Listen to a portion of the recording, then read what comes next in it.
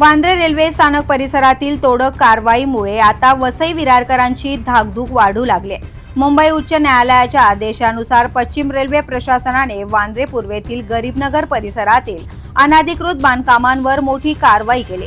19 मे ते 22 मे दरम्यान सुरू असलेल्या या कारवाईत सुमारे 5300 चौरस मीटर जागेवरील 500 पैकी तब्बल 400 बांधकामे जमीनदोस्त करण्यात आली आहेत। या कारवाईमुळे सुमारे 2 ते 2.5 हजार नागरिक बेघर झाल्याची माहिती समोर येते।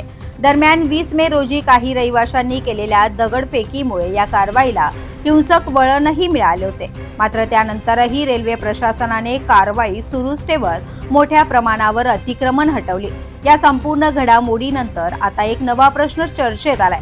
वांद्रे परिसरातून विस्थापित झालेले नागरिक आता जवळच्या आणि तुलनेने परवडणाऱ्या वसई विरार शहराकडे स्थलांतर करतील का, याबाबत समाज माध्यमांवर मोठ्या प्रमाणावर चर्चा रंगू लागल्यात। विशेष म्हणजे काही वर्षांपूर्वी बोरिवलीतील संजय गांधी राष्ट्रीय उद्यान परिसरातील बेकायदा बांधकामांवर झालेल्या कारवाईनंतर मोठ्या प्रमाणावर नागरिकांनी वसई विरार आणि विशेषतः नालासोपारा परिसरात स्थलांतर केल्याची घटना पुन्हा चर्चेत आली।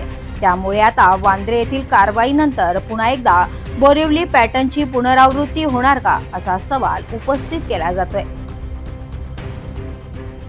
द पोलीस न्यूज साठी अनिल शिरसाट, वांद्रे।